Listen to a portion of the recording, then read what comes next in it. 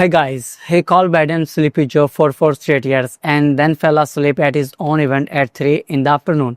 That's just the beginning of what happened in that room. Let's just walk through what we actually have witnessed here.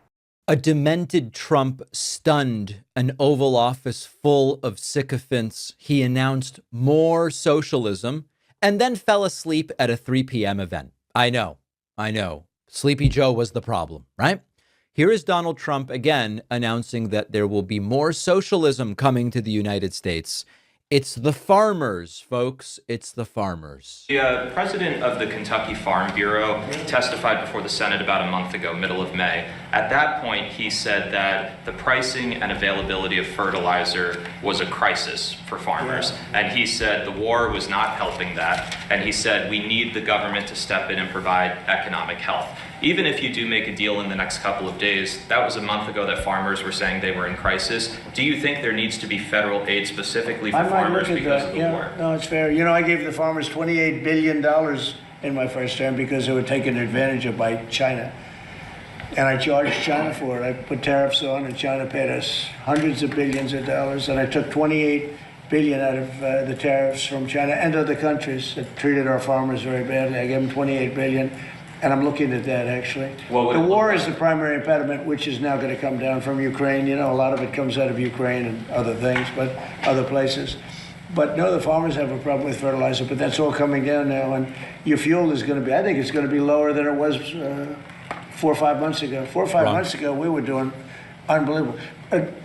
Remember this, if you look at Biden, his oil prices, without saving our country, saving the world, by going out and saying to Iran, you cannot have a nuclear weapon. If I ask these people about Iran having a nuclear weapon and they're going to have to go through some pain, I mean, I don't think, I hate to really do it because it's a little dangerous. Every one of these people are going to say, you cannot let Iran have a nuclear weapon because they'd use it. You want to see turmoil? You want to see death and destruction? Let Iran have a nuclear weapon. So, but I am looking at doing a form of help because of fertilizer.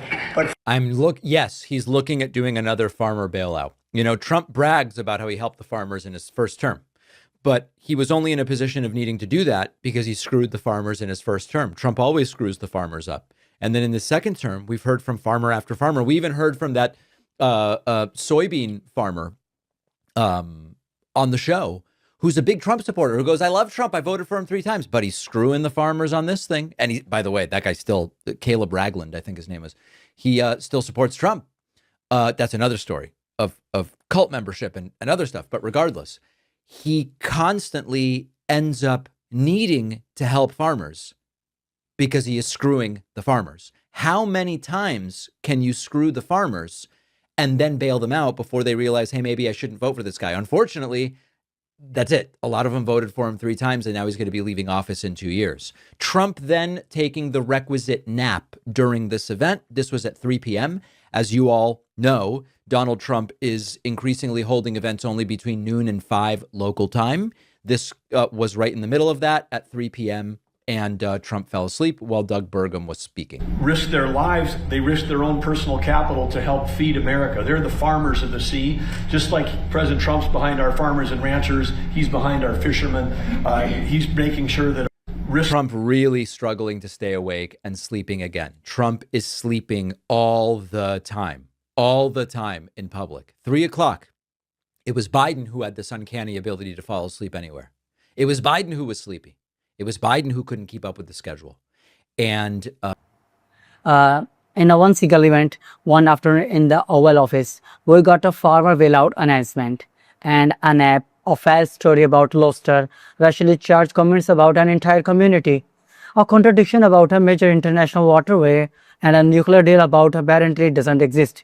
There's a lot to unpack, so let's do it calmly. Start with the farmers. Trump is now considering another bailout for American farmers, the same farmers who are struggling because of his own tariff policies. This is not the first time that has happened. In his first term, he imposed tariffs that devastated farm exports, particularly soybeans, and China responded by filling other suppliers. American farmers lost billions. Trump had then spent $28 billion in taxpayer to compensate them. He called it helping farmers. What it actually was, cleaning up mess that he created. Now what happening there? Tariff go up, farmers costs go up, and now he's talking about another bailout. At some point, the question has to be asked: how many times does the same cycle have to repeat before it stops being called a problem? Then there is a falling asleep moment. 4 years, 4 years, 4 years, for many years.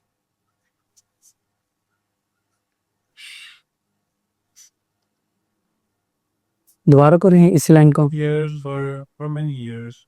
4 years. 4 years. 4 के बाद थोड़ा सा break. फिर for many years. ये तो इसका मसला ये है कि जहाँ पर रुकते फिर वहां से दोबारा नीचे नहीं आना शुरू होता. अब वो सारा ऊपर चला गया. नहीं, एक लाइन गई लेकिन वो नीचे हो नहीं सकता. मतलब जैसे हम चाहें कि जितना ऊपर के थोड़ा सा नीचे लें स्क्रॉल वगैरह करके, वो वाला सिस्टम नहीं है. ये वाला बड़ा गंदा काम है इसका. वैसे ही था यार, ये बीच हो गया. प्योर पहले प्रॉमिस सेट कर लेते.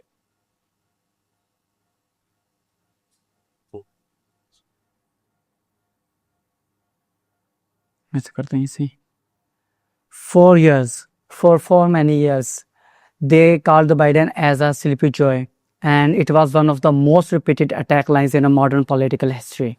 And now here's a Trump at 3 in the afternoon, visibly falling asleep, while one of his own cabinet members is speaking at his event. The irony writes itself, and it raises a legitimate question about consistency, not as a personal attack but as a standard. If cognitive sharpness and physical stamina matter in a president, they should matter regardless of which party the president belongs to. The Loso story was simply not accurate. Japan does import it, which actually proves the opposite of what Trump was arguing.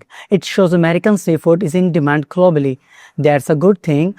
Farming it as foreign countries stealing American lobster is just not what's happening.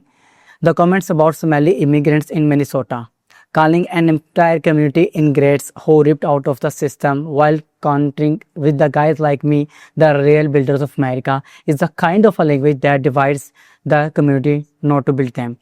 Not just the one who look a certain way or come from a certain background. That standard should not be controversial. And then the Iran situation. He said the Strait of Hormuz has been open for months, and then 2 days earlier, he was taking credit for closing it. Both things cannot be true at the same time. And this nuclear deal described as a strong memorandum of understanding that is also a little conceptual is apparently not recognized by either Iran or Israel as existing. He has predicated this deal would be done within weeks, roughly 30 times now. And at some points, words have to be mean something. Promises have to connect to the reality. And a leader has to be held the same standard they apply to everyone else.